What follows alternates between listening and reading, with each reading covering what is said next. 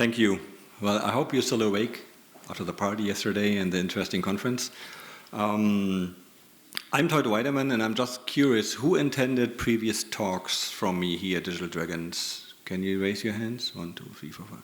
Okay, so I can make the introduction short, which saves time for the really interesting stuff. In case you haven't attended my talks, I'm in the game industry for over 35 years now and have had a career which means I nearly did any job in the industry you can imagine. From low-end artist, no, it's not low-end, I'm very sorry. I was an artist, programmer, CEO, even for a publicity company and all of that, but you can Google that, so let's skip that. At the moment, I'm working in a Berlin studio on my own title. I'm creative director of Homeworld Mobile. We're developing that for Gearbox under the official IP. It's a hardcore space RTS game on mobile. It's a massively online multiplayer game, one universe where the whole world plays in. And I'm telling you that because that basically proves a point I'm going to make in a couple of slides, that core games are very valid, and many of you already know that because you're doing some of yourself. I want to first make a really quick browsing through the current state of the market, because I haven't been here in Poland for 2.5 years now, thanks to Corona. So I want to give you basically what changed in the free-to-play market in the last 2.5 years. But there were some interesting, small subtle things you might notice. Did I write that correctly? How do you pronounce that? The Polish translation there. Is that okay? Yeah, okay. Very good. Yeah, thanks to the internet. So you have seen this data, maybe or maybe not, and you see that the whole gaming industry did in 2021 $175 billion, and the lion's share of that is free-to-play. And if you look really closely, it's even larger than that, because somehow the chart doesn't count everything free-to-play. And of course, mobile dominates. And that's something we have seen in the past couple of years, but we haven't seen that on that scale. And the predictions in the next couple of years is that we might pass the $200 billion mark really soon. That means since a couple of years, we are the largest entertainment industry in the world. And that's what we are working at, and that's very, very exciting. When I started, we were the nerds and the smallest, and no one knew what we were doing. And now we're here dominating the entertainment industry. And for me, that's very fascinating. So we are developing mobile games in the market with the highest revenue potential. That doesn't mean the other markets like PC or console are dying. On the contrary, they're growing as well. But in terms of game type and genre you want to do, you have to focus on the section of the platform where the genre fits. So if you do a dark fantasy RPG thingy, you might not be welcomed on mobile, but on PC it's very viable. This is a chart which you can find everywhere on Facebook. It's the top 10 games by consumer spend. And there are a couple of surprises in here. I believe this is without Asia. I'm not sure because they haven't gave me their definition of what they mean by highest consumer spend. And you see titles here, if you compare that with the charts I presented to you 3 years ago, which is very vastly different from what we have seen before. There are not that many casual games in here anymore. Most of these games are MMOs, hardcore titles, and so on. And who would have thought that Roblox is #1? Not many people. There are a couple of statistics which I find interesting, and I don't want to bore you to death with that. We're going to monetization soon, so let's go through there. There are 3.9 billion or 4 billion smartphone users worldwide, and most of these people are using these phones to play games. And that's your market. It's nearly the Earth population who is able to actually use a phone is your target audience. We are no longer limited to gamers, and that's an important message here. There are a couple of details here. You can basically see that once you download the slides or watch the video online. But there's so many interesting data now being shared which should influence your positioning of your game, which hasn't been there before as well, right? It was really hard to get to data, yeah, App Annie and all of that stuff, but professional analytics of the worldwide market by professional people who make conclusions and freely publish on the internet, that's new. And the reason is because all the other industries who are panicking because we are beating them, like cinema, Hollywood, TV, and all of that, they actually ask the professional analytic people to analyze all this data and publish that. And that's the reason why we're getting these pretty interesting statements here. And yeah, you can, feel free to read that once the slides are online. There's even coming more. This is, for example, something which I find very interesting. It is what kind of gamer is attached to what generation. You might, if you're a lot younger than me, like around 25 or something, or below 30, you might not find this interesting, but you know that we have gamers starting from the age of 6 or 7 all the way up to 50, and they grew up in different generations and have different habits. And when you make a game for a certain target audience, you should be aware of what habits and lifestyle these people are used to. And this is basically all this Gen Z, millennials, Gen X, and baby boomers. And it's interesting how it varies in terms of usability, what games they play. So when you know you have a certain game in the largest area, where's the laser pointer here? Here, make sure that you know what a baby boomer is and what type of games he plays, what he's used to, because this is basically targeting your correct audience. And these analytics are new; they haven't been here kind of 2.5 years ago. In terms of retention, that's an interesting thing. I remember when people came to me and say, yeah, if your game has less than 35% retention, we won't take it. So they put all the games into one bucket and said, below 35%, we cannot do user acquisition, your game won't be profitable. And they were wrong, very wrong, because retention is heavily dependent on genre and target audience. There are games which has a day one retention of 20% or less, and they are highly profitable. So how can that be? Because that game has a very niche audience, so they have a lot of loss in terms of user acquisition. But on the other hand, these 20% who stay day one, they stay like for a year. The game we're doing, the sci-fi game, has a problem that sci-fi is by definition niche. Because Star Wars fucked it up, Star Trek is not really that sexy anymore. Maybe The Expanse, but we don't have like this huge reach like Marvel has.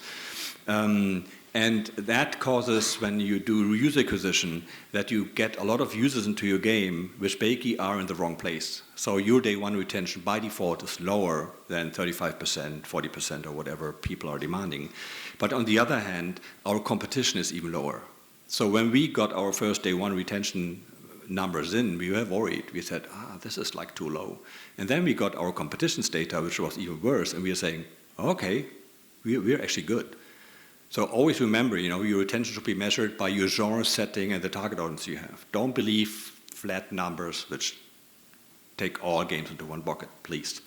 Game Analytics has some very interesting data by genre, by section, so you should actually download that. It's free. There are 3 trends I noticed in the last 2 or 3 years. There's diminishing returns in hardware progression. That's core games revenue actually dominate the market. That's new. Before that, it was just a fraction. And that platform moves second. What I mean with this, in the past, this is from the 80s, we had dramatic hardware acceleration in terms of technology. If you publish a game, if you would have published a game in 1985, in 1986, it would look ancient. This is how fast technology moved. And you see that difference here, right? The difference here, 16 colors to this, is dramatic. And there's just a couple of years between them. Nowadays, the graphical fidelity moves much slower. Much slower. Now, you might notice that, Unreal 5 is a so cool movie-like thing. But if you take a game from last year and a game from 5 years ago and show both to your mom, she can see a difference. She can't. So the optical fidelity is basically has diminishing returns. This is what I mean with this. It's moving slower. For us, it's moving faster. We can do a lot of more effects and all of that. But it's important to notice that hardware graphics is no longer a selling argument on some of the mobile genres. On some, not on all. And on the other hand, we have games on mobile now like this. Who knows what the game is this? Pardon? Yeah, thank you. It's Tower Fantasy is basically Genshin Impact in sci-fi. And this is not cheating, this is a screenshot. Okay, with marketing's fluff around it. But these games look awesome, right? This is a graphical fidelity we weren't used to like 4 or 5 years ago, with some exceptions. But now it's kind of by default that the high-end games have a fidelity which rival the console generation, the last console generation at least. Not a PS5, but they're close. But on the other hand, they're kind of cheating, right? Because our screen estate is much smaller, so they can get away with a lot more artifacts or less resolution in textures and stuff, but that doesn't matter. The games look awesome. They look like console games. Another example how RPGs look like, this is not even the best looking RPG, but this is like by default how Asia ships RPGs now. They look like that.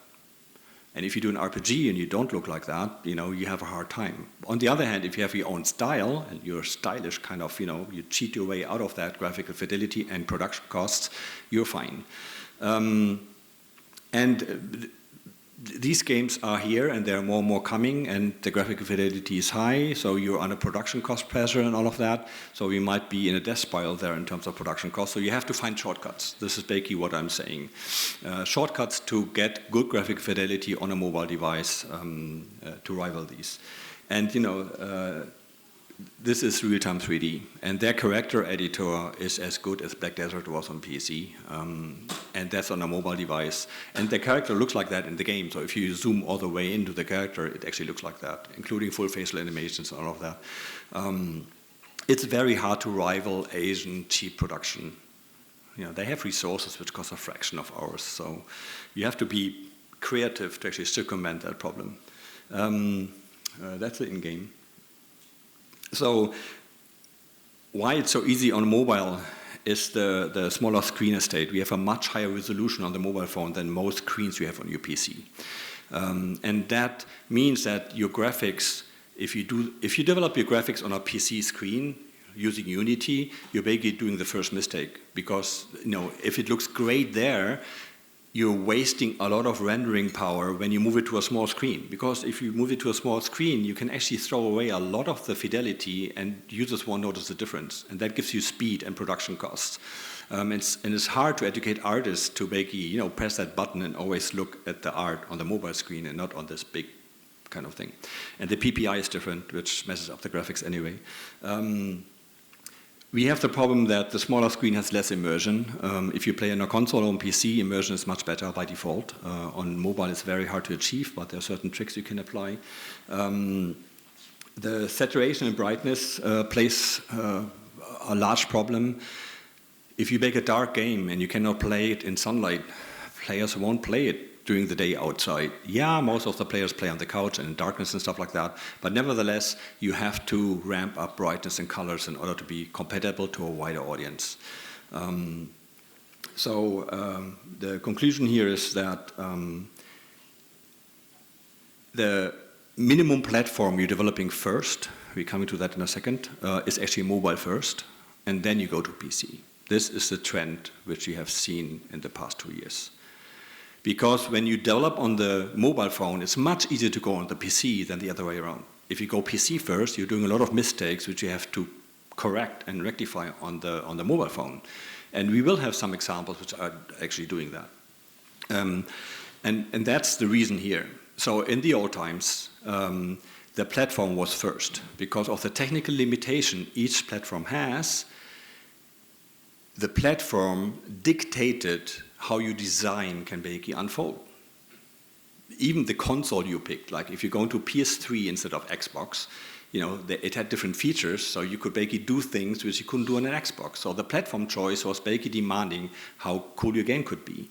You did your concept in the restrictions of the platform and their requirements, and then you went to the market and looked at your competition. The age of the cycle means that, does the console currently go up or down, and how the whole market shifts. And then you actually had your minimum requirements and you could design your game.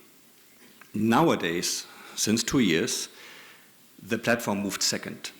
So basically you design your universe with the game design, and then you go to the platform and adapt the game to the requirements, and then you go cross-play, free-to-play. And you see here the 3 big examples we have. Fortnite did it first, but they kind of cheated a little bit, but Genshin Impact showed what that means. You know, they don't care what platform you're playing upon. It's the same account on all platforms, and this is where the market is moving. So in the next 5 years, most of the top games will ship cross-platform, mobile first, with the same account. So you guys have to prepare for that at some point if you want to play with the big boys. Of course, there will be a lot of market potential for platform-specific titles just for that, but this is where currently the big money is being made. And you know that how much money Genshin Impact does. Does anyone know? Can state the number here?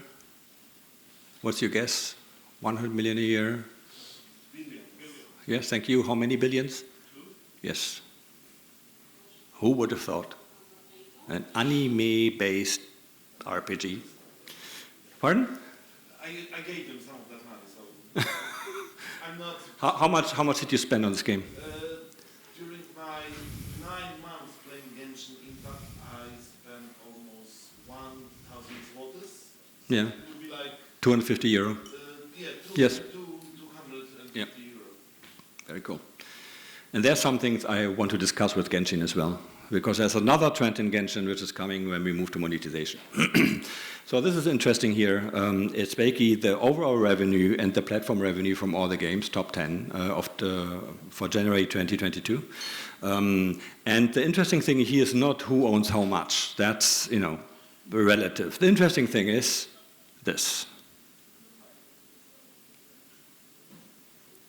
If I would have shown you that chart 3 or 4 years ago, there would be casual, and some core games in here. Now, core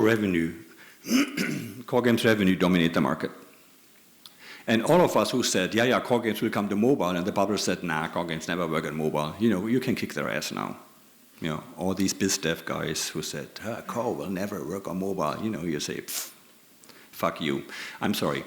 You know, the same guys told me that shooters will never work on mobile. And what is the best, you know, what is the shooter with the highest revenue on earth in terms of shooters? It's not, you know, Blizzard stuff and so on. No, it's Call of Duty on mobile and not on PC.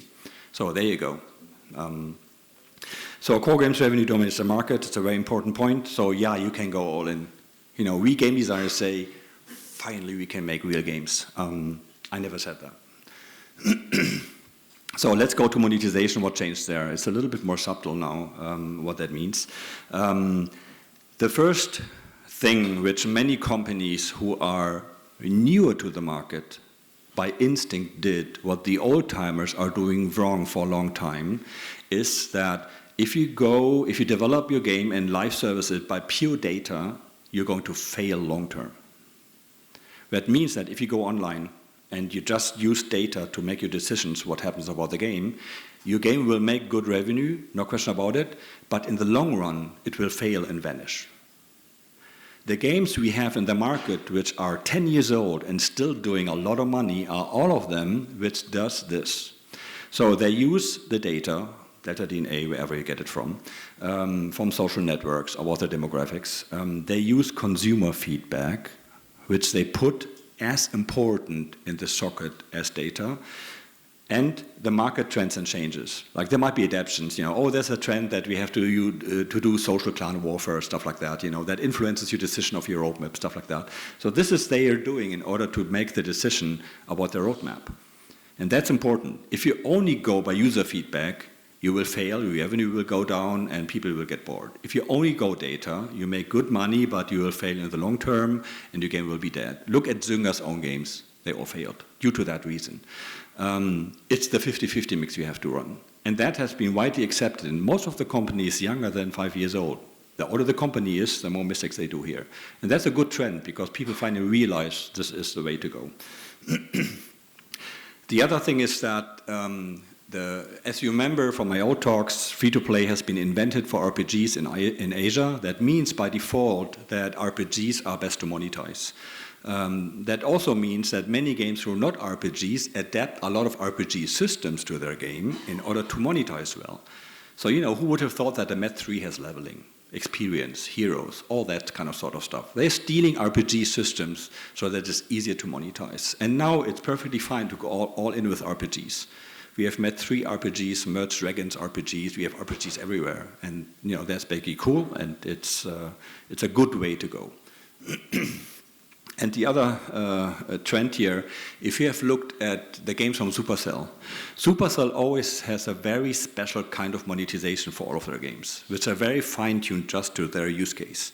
And that's dangerous, because if that monetization doesn't follow certain best practices, it might fail. And they have canceled more games than they have released. And that's one of the reasons. So what happens now is that most games do go to standard best practice item-based monetization. And they work well. And that's a good thing, because the users are used to it. Oh, this is how monetization works. This game, it works similar. So yeah, I'm going to spend. So this is basically, the effect on it. So users get accustomed to the business model.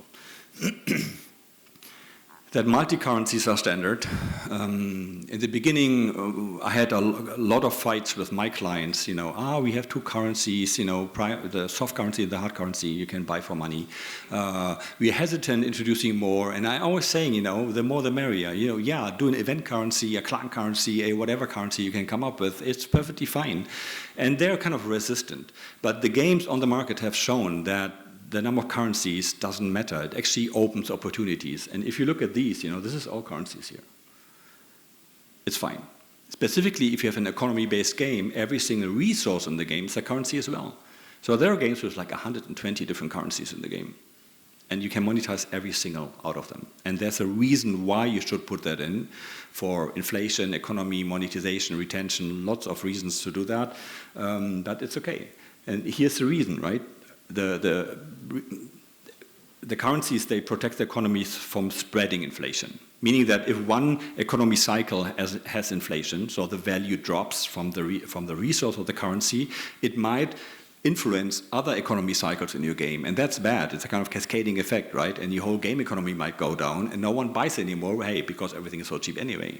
To prevent this, you isolate certain mechanics from each other by giving each mechanic their own currency. This is the primary reason you're doing that. And here are a couple of other reasons why that is kind of standard and normal now. And the complexity of some of the economies are very, very deep, and users don't mind. On the contrary, they love it. So they're fine doing this. And that leads me, I said the word, that developers as customers realize that depth is cool. Mobile games don't need to be shallow. They don't need to simplify anything. Depth is cool. The key to depth is accessibility. So the deeper your game is in terms of long-term complexity and systems and so on, the longer players will stay with your game. And that's something which many developers realized and many publishers realized, that this is the key to long-term retention. Because user acquisition is so expensive and it can backfire, the best way to make user acquisition effective is to keep your users as long as possible. And I remember that the day 365 retention of Clash of Clans was 10%. So Supercell is keeping 10% of all of the users for 1 year. And this is the goal, right? Players should see our games as a hobby so that they stay with the game for the years to come. So my personal record is that I have players in one of my older games who play this game for 12 years now. That's awesome. This is basically the goal. And to achieve that, you need the depth to actually keep the player entertained. So what about a little bit monetization here? Some things changed, not that much, but some things too. The first thing, which is a good move, is that the aggressive exploitative MTX is less common.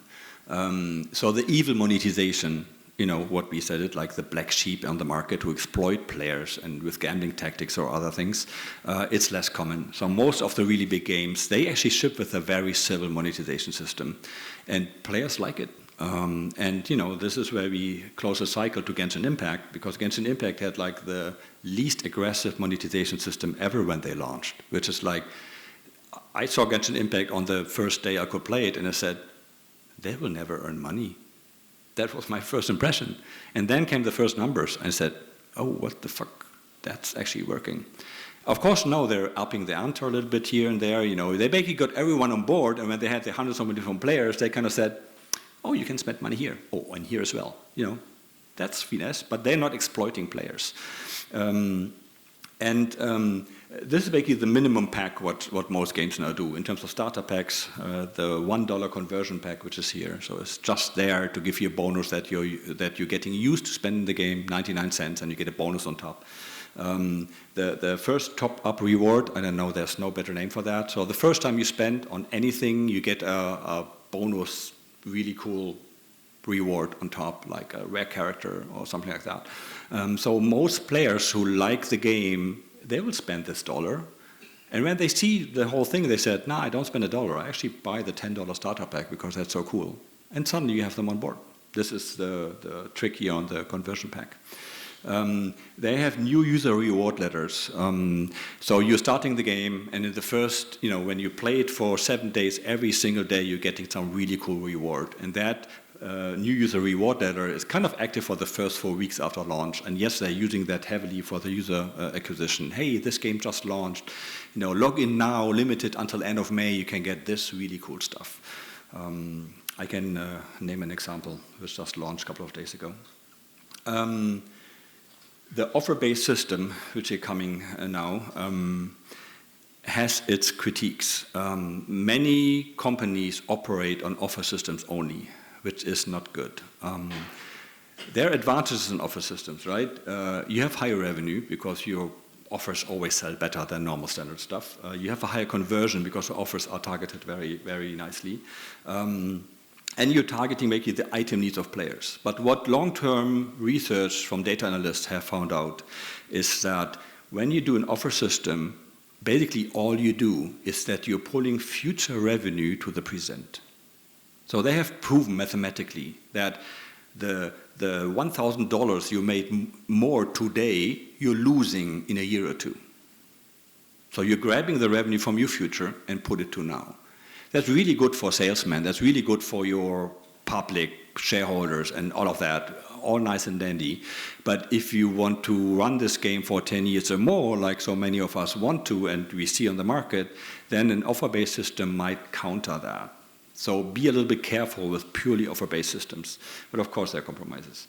So the major disadvantage on offer-based systems is that users tend to only buy offers then. They don't buy standard stuff anymore. That means that at some point you're running out of offers you can present to the user, so you have diminishing returns. So a regular buyer at some point have bought all the offers, and there are no new ones because you cannot come up with something new to sell him. So you're inventing things just to sell to him, and you change the game just to sell to your payers. And then the non-payers will basically say, okay, I'm out of here. So offer-based systems, be careful about it. Look how the really good games do that. And if you aggressively only put your revenue on offers, be aware of the consequences. This is all I'm asking for. The modern offer systems have the currency shop where you buy your currency only as the baseline. They define the value of the currency in comparison with the dollar or the zloty or whatever currency is. The offers themselves basically become the new items you buy. You no longer buy single items, you buy offer packs. And these offers are not limited by just purchasing once. They have like daily limits, weekly limits, monthly limits. So you can buy multiple offers, and the game is designed in a way that you can buy that same offer again next day or next week. This is how it's built up. And the best example, there's one game which shows all of that, all the standard cool monetization tactics in just one game. So if you play that, you learn everything about monetization. We're going to name that. Actually, that screenshot is from this one. Who knows what this game is? You cheating. Yes, AFK Arena. So AFK Arena has exactly that. And they're doing everything right in terms of monetization. So you should use that as a reference for a lot of things. If you have a question, how can we do an offer system? Look at their system. So with weekly packs distributed by progression, so there are certain packs only unlocking in certain stages in the game. But then they're permanently there, right? And the offers are the same for everyone. The offers don't change by play style or payment style. If you do that, it will backfire. This is Zynga tactic. And Zynga failed with their own games. They're only successful with all the games they buy into their company. The latest coolness is what I call micro packs, daily micro packs. So they're packs from here, like, it's a $2.99, $1.99, and this will be a $1 pack, which you can buy on a daily basis. It's stuff which helps you, it's a good offer, and you can buy that really like it's $2 or $3, you can actually buy that every day. And if you buy that $2 pack every day, oops, you just spent $60 a month. But you didn't notice. Is that evil? No, because these packs are very well balanced and they're fitting your economy and they don't destroy progression speed, all of that. So this is like the latest craziness, and they were based on the conversion pack. And this is actually a screenshot of my own game, how we set up the whole thing.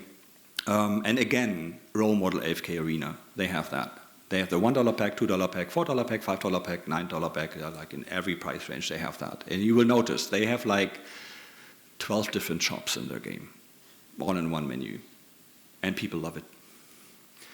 Battle Pass. That's the coolness, right? Oh, Fortnite has it. They're making billions with Battle Passes. There are problems. The first problem is with the name. Battle Pass was invented for PvP games. They have been invented for PvP games because you cannot monetize a PvP game in the core loop, in the match itself, because then it would be pay to win. You can't. So they're monetizing outside, and one very good system is Battle Pass. And most PvP games only have one Battle Pass, and they're just selling you fluff. Oh, red shirt, blue shirt, nice cap, glasses. Okay, but there are some people who don't care about the looks in the game, but it works, but it only works if you have millions of reach, millions of users. If you have less users, it's not working that well. That's the reason why so many games competing with them are not working. And only the first ones are there. But on the other hand, Battle Passes showed an interesting principle how monetization works. And PvE games, where you don't do PvP, they adopted Battle Passes very fast and turned them into a PvE version of it. And in fact, many PvE games have multiple Battle Passes active at all times. And again, if you look at AFK Arena, you have 3 main Battle Passes, you have 2 subscriptions, and you have 4 or 5 character progression-based Battle Passes. So you can buy like 10 different Battle Passes if you want to. And the cool thing is, every single Battle Pass has something for every type of player. Hey, you're progressing with your monsters, here's one which helps you with that. Or you're actually increasing your building's power, here's a Battle Pass for that. Or you're actually doing Arena, here's a Battle Pass for PvP. This is basically the power of PvE. They can multiply stuff really fast. And if you buy all Battle Passes all the time, you're spending like $100 a month. And that's good. And these Battle Passes are also kind of low frequency, so they're reset every 28 days, so you don't have that peer pressure. Oh, this Battle Pass runs for 7 days, right? No, they don't do that. They know, hey, take your time. You have a whole month to actually complete that, and that's good. The new thing which I saw is what they call progress-oriented bond packs, which is basically a battle pass for progress. So you're getting a new character, an epic one, and you have to level that up, awakening him, and get him there. And tied to this single character progression is a battle pass. You're getting free rewards, but the paid tracks you can actually pay on top. So every single character which is epic you level, you can actually pay money to get more stuff when you level him up. And that's a very positive, rewarding system which works there, and it works really well. Again, AFK Arena as a reference. There are 2 different kinds of subscriptions active, which are common and popular among users. 2 of them is what I call mini prepaid subscriptions. So there's a $4.99 and a $14.99 euro pack. This one lasts 2 weeks, and this one as well. And you get every day, you get this when you just log in. But you have to pay. You prepay the 2 weeks in terms of getting all the goodies. They like that because they can make you pick how much money they want to spend, but fans buying both. So they're paying $20 for 2 weeks gameplay and getting all the goodies. And there are many players who just buy that and nothing else. Remember, these indirect subscriptions address a different player type or payer type.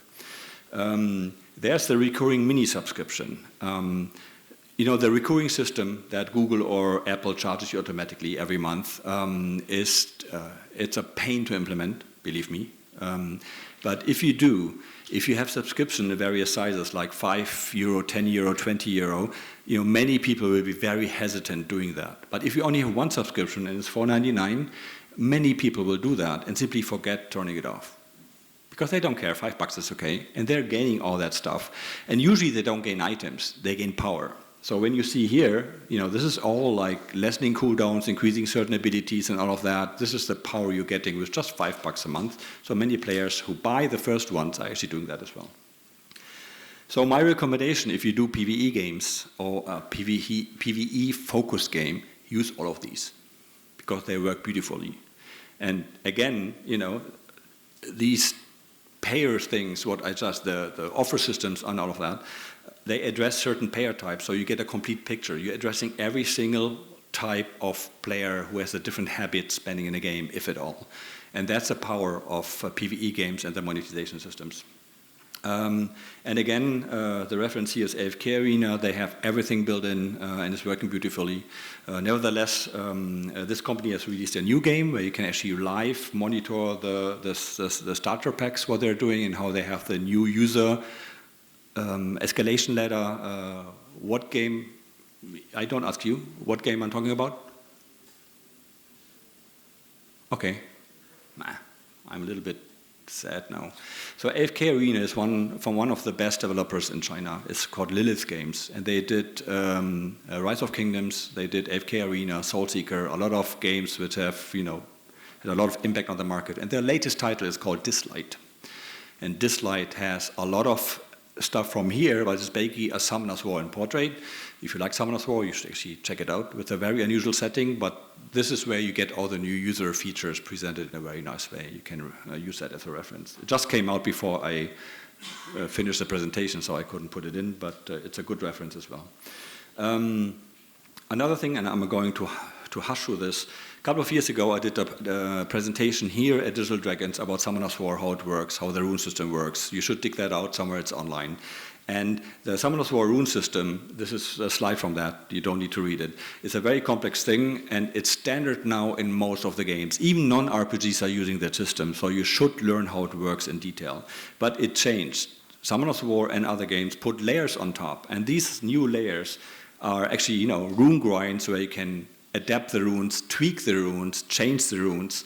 They put ancient runes in here, which are basically more powered up runes with a small little disadvantage on the side. So to even make the whole system deeper. As a reminder, the rune system allowed Summoner's War to make only one major expansion per year for their game. And they only released 2 to 4 new monsters per year. There was no content pressure at all from the community because the rune system kept them busy. So this is something you should learn. We are even adapting the rune system to our strategy games. Even the space game I showed you, we have the rune system, and we call it differently, it's hidden differently, but it's the same principle. They had the latest update called Artifacts on top of the character. They stole that from Epic 7. If you don't know that title, it's a very successful Chinese RPG. It's so complex, it's kind of unbelievable, but it's a very cool game to play. This is a basically custom, fine-tuned, user-driven equipment system on top of that. And that means if you play Summoner's War, you're busy for 3 years, easily, 3 years. And that's cool, without any new updates. So this is basically the layers they have there. And you just have to play Summoner's War or any similar game who has adapted all that. Basically, Summoner's War invented it, and all games now adapted it, and it's pretty much standard mechanics now. So you have to understand it if you're designing free-to-play games. A small outlook, what's happening. We see a standardization of popular monetization mechanics. So you don't need to reinvent the wheel. You go to the very successful long-term free-to-play games, and these are the systems which work. Don't experiment, don't reinvent the wheel. Ship your game with that as a base, and then improve, how your game should kind of fine-tune these. Exploitative methods will diminish. The custom-tailored monetization mechanics like Supercell does, will be less and less common because they are hard, risky. Supercell can afford it, but you might not. There will be games you release where players demand a certain monetization mechanic. That's new, right? So you release a game and people saying, listen, without subscription, I actually won't play your game. We have seen that happening. And that's good. First, users are getting used to their favorite monetization mechanics. Second, you better offer most of the monetization mechanics to your users, because now they're used to it. Most people pay now for games they like. So the innovations, what we're actually seeing is in the little details. Like you have a complex system like the Rune system, and you actually see the small little improvements here and there, where they improve the KPIs, or where they fine-tune these systems to their own game, which might not be an RPG, maybe it's a racing game. Yes, racing game works with Rune systems. They're just called wheels and engines, and not runes or equipment and armor. So I think now that the monetization innovation actually calmed down a little bit, it might be actually time to write a book, but I'm a really bad writer, so I might need a ghostwriter to actually do that. But if you want to ask me questions, here's my Twitter and my email, and that's about it. So thank you for listening, and we are now open to questions.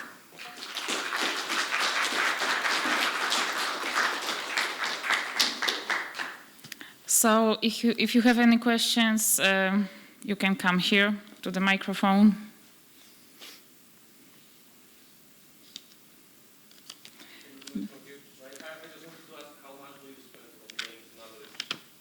How much I do spend on average?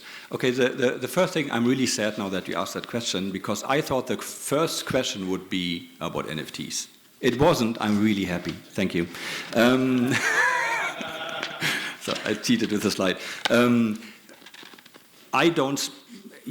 Usually when there's a new game like this light, I buy the starter packs. I buy a subscription for the first 14 days. There's usually, for the rewards you're getting daily, a battle pass attached. I buy that. So let's say it's about 20 to 50 bucks for a game which I really like, I'm diving into. And I usually play this game for a couple of weeks.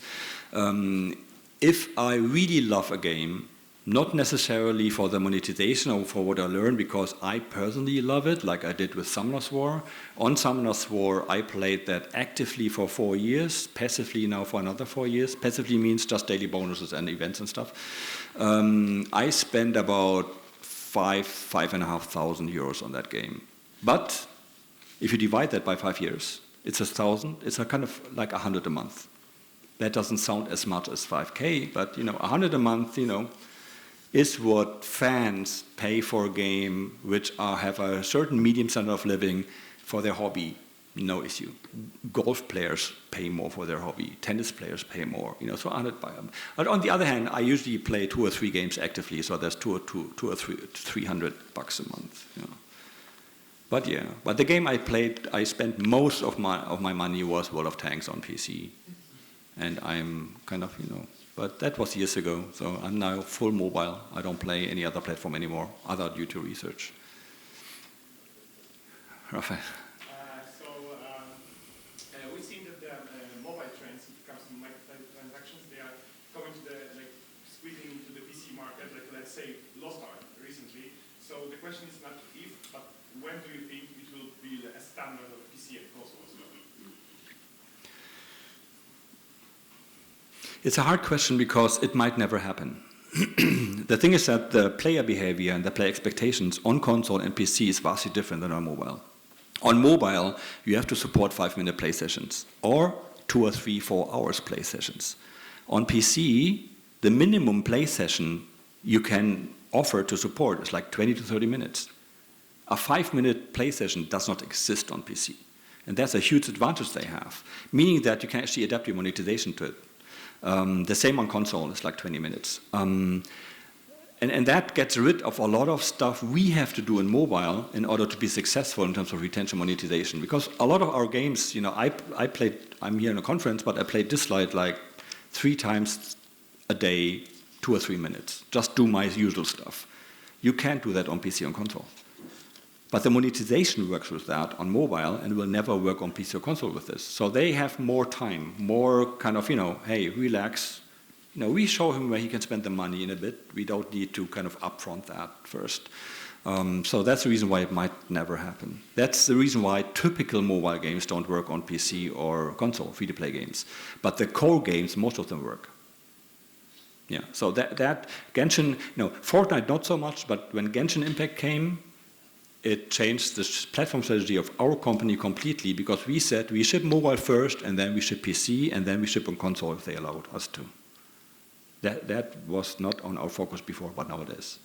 Don't you think that people tend to get used to it? Like, let's say Diablo Immortal is releasing next month. Yeah. And I suppose some of the PC players will kind of be shocked a little bit, but they will get used to it. Yeah, I know what you mean, but the thing is that one thing that mobile gamers migrate to console and PC will not happen in large numbers. More and more PC and console users are migrating to mobile on top of their PC and console habits. That will happen. So you will see Diablo, the new Diablo players playing on their PC like all night, and then going to work and continue playing on their mobile phone.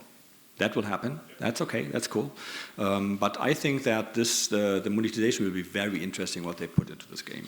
And to be honest, this is now Teut privately speaking, not an official opinion of this show or my company.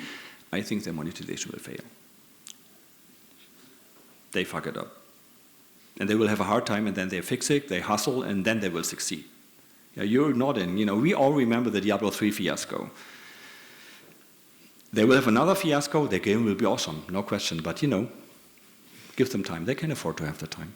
I can even continue on that topic regarding Diablo Immortal. Yes, it will be successful after time, because recently some testers released materials that their monetization system is absolutely pay to win, and among Diablo and Blizzard community there will be an outrage, and Blizzard will obviously try to fix it, balance it out, and etc., but the damage will be done, and they will try to... Give them time, give them a year, they will fix it, They will recover from that, but it will take some time. It will be expensive. Yeah. They can afford it, we can't, so, Yeah, they have to learn, isn't it? They didn't do a lot of free-to-play games before, so, And I know that old-fashioned PC console developers have a lot of pain to adapt their company to free-to-play. I did that. I work for Ubisoft, a 25-year-old development company. To change them to free-to-play was a pain in the ass. I did the same thing for another company. I don't know. I don't want to do that again, but they will have a hard time adapting. But they're doing it, which is fine. We all love Diablo on a mobile phone, right? We all want to play it. We can't wait, but yeah. Any other question? Again, sorry. If there are anyone in the back who I don't notice, please kind of wave or shout. No, they're nearly falling asleep because they partied too much last night. Oh, really? You're now going here?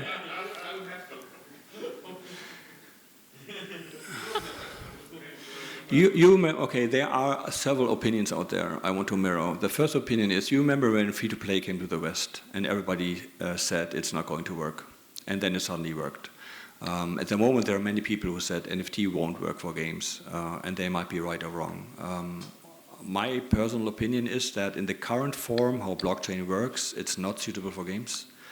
But there might be a new blockchain at some point which is actually compatible with what we need for games, and that will work really great for whatever purpose there is. The problem is, at the moment, people are frantically searching for a problem to solve with blockchain, which is usually not the sequence you do. First you have a problem, then you look for a solution. But they have a solution for, we find something, so let's wait. At the moment, NFT has a lot of problems, crashing wherever, actually that was expected by many people. So it's like in a completely chaos, but out from that chaos might come something beautiful. And I recommend that you read up what NFT and blockchain is all about, like the knowledge, how it works. There are a lot of really good videos on it. There's a 2.5-hour video on YouTube which actually explains the whole thing really great.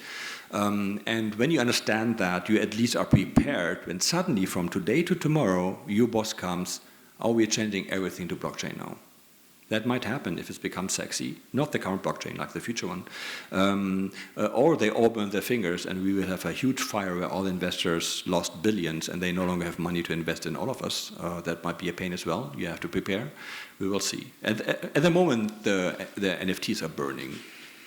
Burning means like in a bad way. We will see how that changes. My personal opinion is that, personally, not professionally, is that 99% of NFTs are a rip-off. There to scam money from you. 99%. So be careful. That's my personal opinion. At the moment with the current system. It might change. Be patient. So next year maybe I say, oh, the state of the NFT market. We'll see, maybe. Yeah. Any more questions? I guess we have room for one more. Of course. No mic? Here's a mic. One moment. Oh. Look how he crawls to the microphone. How late was it? This is being recorded, right? So if you want otherwise the speaker has to repeat every question for the video. So you just touched on an interesting topic, Teut, because this is not the first presentation I've seen from you. Have you actually looked back at your presentations to look how many times your predictions came true and how many times they haven't? Because obviously I'm going to be looking back in 3 months from now and in 6 months from now at this talk and be like, yes. Did Teut me so? Like, you know? So it's a very good question. In fact, I did. There were a couple of talks where I said the future of the PC market, the future of whatever market. I did a couple of talks here and there. And I dug them out a couple of years later, 5 or 10 years later, and looked through all the points and said, you know, okay, I'm right 100%, I was right, I wasn't wrong, and so on. And the KPI I can tell you is I was 85% right. And I was very positively surprised by that. Because at the data set I had to my brain at that point, that's a pretty good number. There were some where I said, you know, oh, streaming will dominate certain markets because it expands the market and so on. But that happened like 10 years later when it actually added service now. But I counted that as 50%, not at 100%. So. Anyone else? Okay.